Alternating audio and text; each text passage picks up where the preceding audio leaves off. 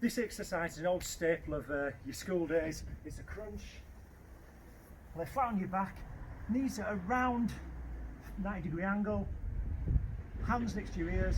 You're going to roll yourself up, slowly back down again. This hits the abdominal muscles. So we're curling ourselves up. Try not to lift from here, just roll your back up to the top of the moves, brace your abs, slowly down.